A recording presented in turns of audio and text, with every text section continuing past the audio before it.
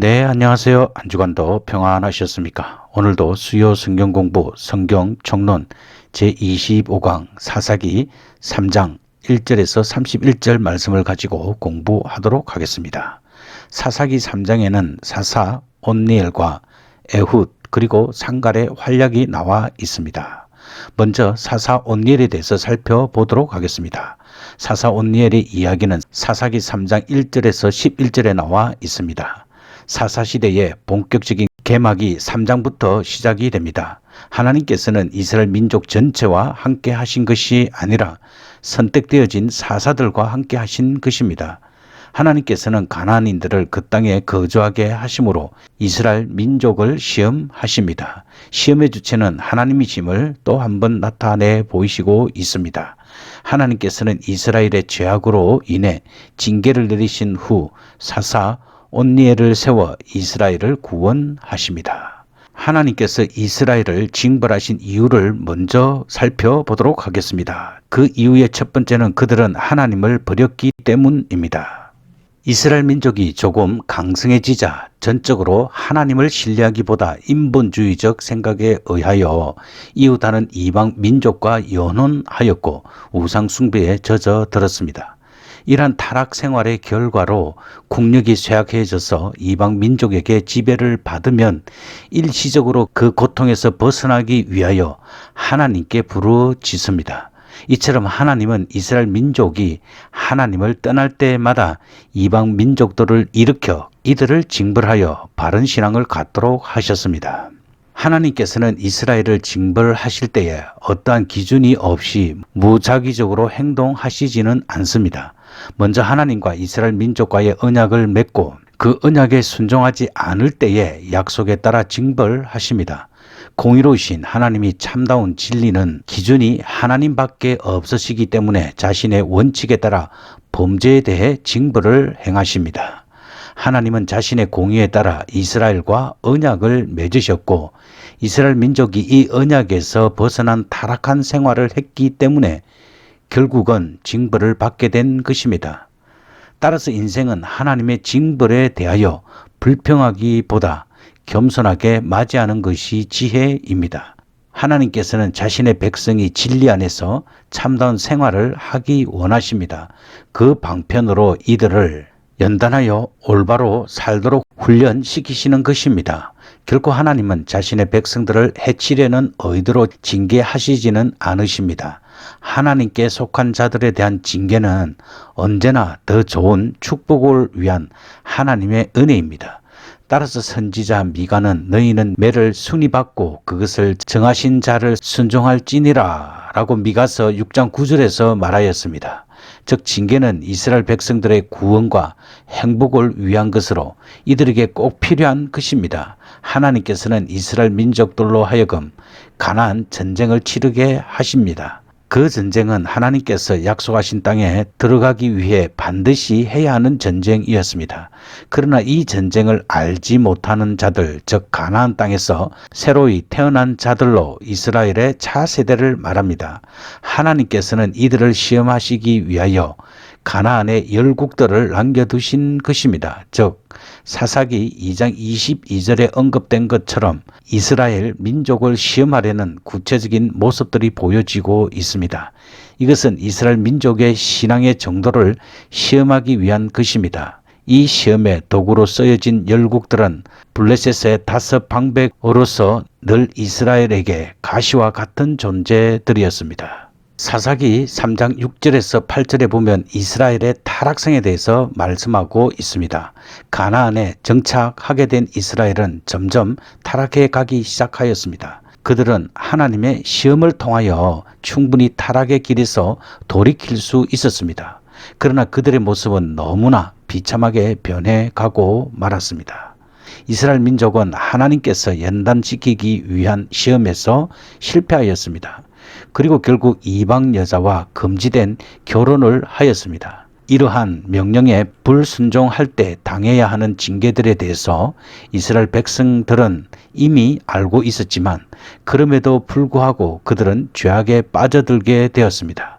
가나안 족속들과 결혼한 결과 그들은 곧 하나님보다는 이방신을 섬기게 되었는데, 여기서 섬긴다는 표현은 자신의 모든 것을 헌신하는 것을 의미합니다. 즉 하나님보다 우상신에게 자신들의 삶 전체를 드리는 어리석은 배교 행위를 한 것입니다. 이처럼 이스라엘 민족은 선택된 백성임에도 불구하고 하나님의 길을 가기보다는 저주의 길을 스스로 선택하였습니다. 죄의 유혹에 빠져 하나님의 은혜를 망각한 결과라고 할 수 있습니다. 인간들은 때때로 하나님과의 관계를 무시한 모습까지 보이면서 자신들의 삶의 영위를 추구하기 위해 무던히 애를 씁니다. 그러나 인간이 누릴 수 있는 진정한 평안은 육적인 면이 아니라 하나님과의 관계에서 오는 영적인 면입니다. 이스라엘 민족은 가나안의 현재의 생활에 안주함으로 말미암아 죄악의 길로 들어섰습니다. 그들은 그곳에서 육적인 안식을 누리려고 해왔던 것입니다. 이러한 이스라엘 백성들을 향하여 하나님께서는 징계를 하십니다. 그 징계의 방법으로는 노예가 되게 하십니다. 애굽의 종살이에서 탈출한 이스라엘 민족은 다시금 메소포타미아 왕인 구산 리사다임의 노예가 되었습니다. 하나님이 이스라엘을 이방의 종으로 다시 만드신 이유는 이들의 죄악이 하늘에까지 사무쳤기 때문입니다. 내가 모든 것이 풍족하여도 기쁨과 즐거운 마음으로 내 하나님 여호와를 섬기지 아니함을 인하여 내가 줄이고 목마르고 헐벗고 모든 것이 핍절한 중에서 여호와께서 보내사 너를 치게 하실 대적을 섬기게 될 것이니 그가 철멍에를 내 목에 메워서 필경 너를 멸할 것이니라고 하신 하나님의 약속을 이루신 것입니다. 이렇게 하나님이 이스라엘 백성을 이방의 손에 붙여 노예가 되게 하신 목적은 하나님을 섬기지 않을 때 얼마나 비참한 일이 임하게 되는지를 경험하게 하는 데 있습니다. 또한 하나님을 섬기는 것이 얼마나 귀중한 일이며 복된 일인지를 다시금 깨닫게 하는 데 그 목적이 있습니다. 하나님께서는 이스라엘의 범죄에 상응하는 벌을 주셨습니다. 출애굽 이후 처음으로 이스라엘 백성은 구산 리사다임의 노예가 되었습니다. 하나님께서 메소포타미아 왕에게 이스라엘을 파셨던 것입니다. 그러나 구산 리사다임을 이스라엘을 하나님이 정하신 때인 8년간만 핍박할 수 있습니다. 그 이유는 그는 하나님께서 잠깐 채찍으로 사용하신 것이기 때문입니다. 이렇게 하나님은 이스라엘 민족이 범죄한 것에 상응하게 벌을 가하십니다. 그리고 이스라엘 백성이 하나님께 회개하고 겸비하여 하나님께 구하면 하나님은 그 채찍을 거두시고 이스라엘 백성을 회복시키십니다. 따라서 하나님의 징벌이 임할 때에는 빨리 회개하고 하나님께 더욱 달려가는 것이 그 백성의 지혜입니다. 이제 하나님은 구원자를 세우십니다. 메소포타미아 왕인 구산 리사다임의 핍박 때문에 이스라엘 백성이 하나님께 간구하자 하나님은 구원자를 세우셨습니다. 그 사람이 바로 이스라엘의 첫 사사인 온니엘입니다. 그 온니엘의 활약상은 사사기 3장 9절에서 11절에 나와 있습니다. 이스라엘의 죄악상으로 인해 하나님께서는 첫 번째로 사사로 온니엘을 보내시게 됩니다. 그리고 온니엘이 전쟁에서 승리할 수 있었던 근본 원인을 다음과 같이 말하고 있습니다. 첫 번째로 하나님의 도우심. 이스라엘 민족은 하나님 앞에서 범죄함으로 말미암아 메소포타미아의 노예 생활을 하게 됩니다. 메소포타미아는 두 강의 아람이라는 뜻을 지닌 곳으로서 여기서 고통받던 이스라엘 민족은 하나님께 나와 부르짖게 됩니다. 이 부르짖는다는 것은 단순한 호소의 성격이 아니라 어려움이나 재난 그리고 고통 가운데 있을 때 도움을 바라는 울부짖는 것을 의미합니다. 이들의 호소에 하나님께서는 갈렙의 아우인 그나스의 아들 온니엘을 이스라엘의 사사로 세우십니다. 그에게 여호와의 신이 임하였다고 사사기 3장 10절은 말씀하고 있습니다. 결국 그는 이스라엘을 메소포타미아로부터 구출할 수 있는 능력뿐만 아니라 이스라엘 백성들을 40년 동안 다스릴 수 있는 능력을 받게 되는 것입니다. 하나님은 항상 함께 하시는 임마누엘의 하나님이십니다. 이스라엘의 죄악으로 인해 받는 고통 중에서 그들은 하나님을 찾는 신앙의 모습을 보였습니다. 이들이 보여준 하나님께 대한 간절한 기도의 모습이 오늘날 우리의 삶 속에서도 나타나야 할 줄 압니다. 어려움과 역경 속에서 헤어나오기 위해서는 하나님의 능력의 오른손에 의지하여야 하는 것입니다. 하나님께서는 이스라엘을 연단시키기 위해 가나안의 열국들을 남겨놓으셨습니다. 여호수아 시대의 전쟁을 알지 못하는 이스라엘의 후손들에게 하나님께서는 신앙의 시험을 하시는 것입니다. 이 시험에서 이스라엘 민족은 불합격을 받게 됩니다. 현실에 안주하려는 거듭된 사고 방식은 하나님을 저버리는 무서운 죄악의 길로 가게 하였던 것입니다.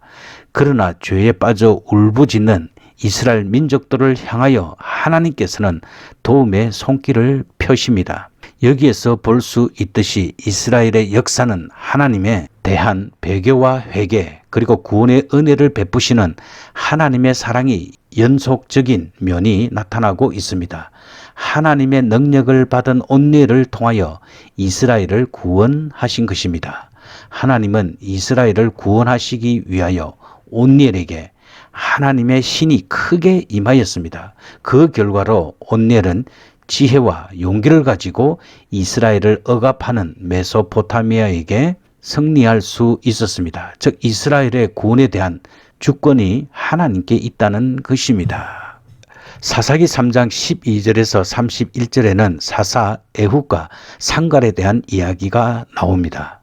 사사 온니엘의 죽음으로 이스라엘 백성은 또다시 하나님께 죄악을 저질렀습니다. 이에 이스라엘 민족은 또다시 하나님의 도우심을 바라게 됩니다.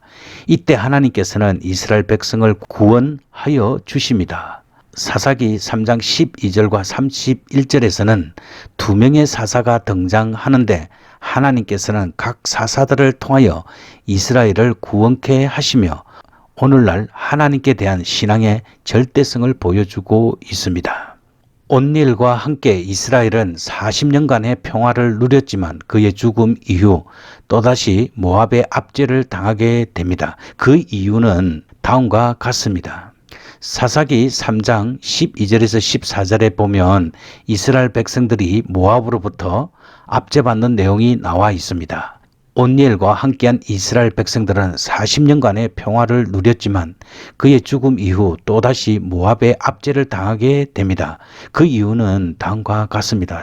하나님께서는 또다시 이스라엘을 징계하시는데 오래전부터 적대 관계에 있었던 모압을 그 도구로 사용하십니다. 모압 왕 에글론은 혼자서 이스라엘을 공격한 것이 아니라 이웃나라인 암몬과 아말렉과 연합하여 이스라엘을 공격하게 됩니다. 이들이 공격하여 얻은 땅은 루벤, 에브라임, 베냐민의 세 지파가 소유하고 있는 약간의 땅일 것이라고 추정됩니다. 결국 이스라엘은 에글론의 압제에 18년 동안 살게 되고 그 결과 또다시 하나님께 도움을 호소하게 됩니다.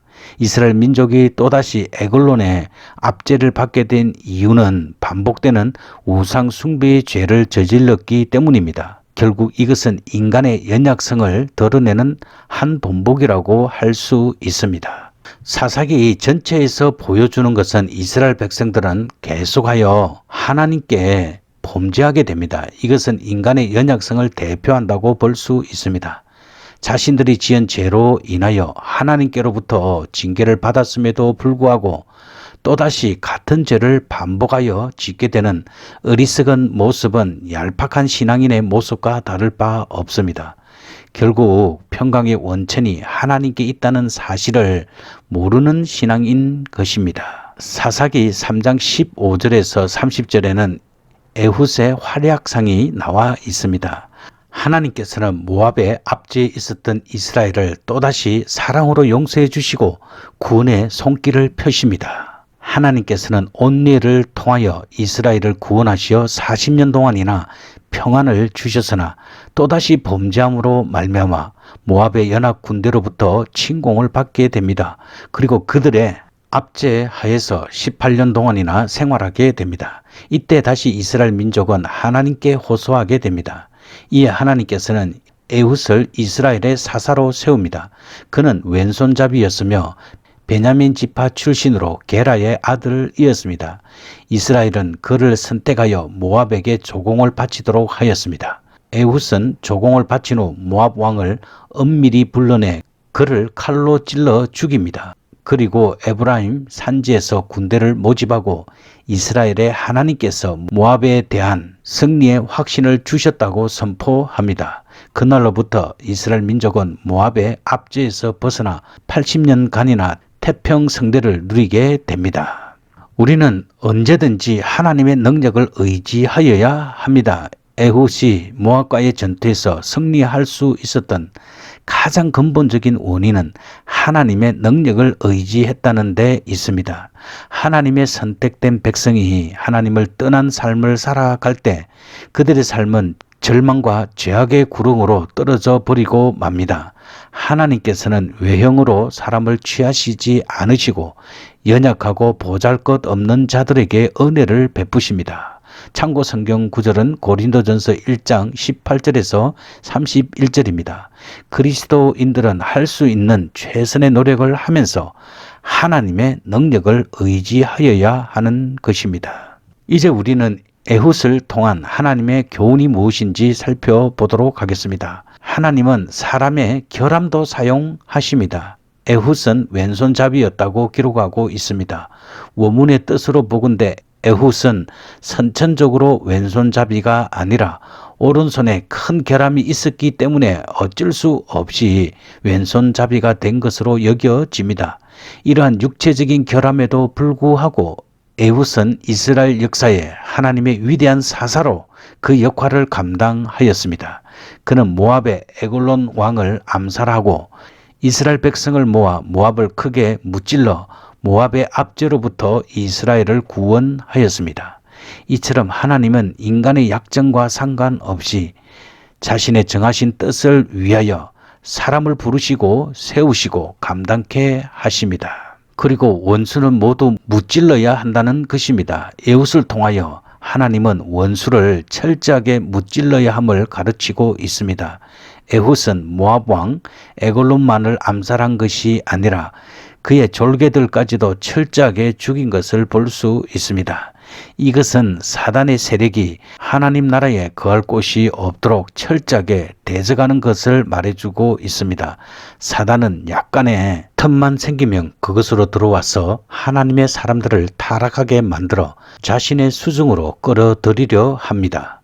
따라서 우리는 사단이 거처할 장소가 없도록 항상 깨어 기도하여 사단을 대적하는 성도가 되어야 합니다. 그리고 우리는 하나님의 소명에 적극적으로 순종하여야 합니다. 하나님은 에훗을 모압의 압박의 때가 끝나고 이스라엘을 해방시킬 구원자로 먼저 세우셨습니다. 에훗은 이것을 알고 모압 왕에게 공물을 바치고 돌아오는 길에 다시금 모압 왕에게 지는 할 것이 있다고 하면서 조용히 말씀드릴 것이 있다며 주의를 물리치게 하였습니다. 모압 왕은 이 계략에 빠져 끝내는 죽음을 맞이하게 되었고 모압의 이스라엘에 대한 핍박은 끝이 났습니다.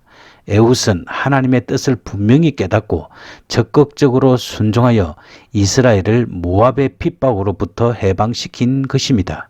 이처럼 하나님은 자신에게 순종하는 자를 들어 구원의 역사를 이루십니다. 그리고 하나님은 이 세상의 주관자이십니다.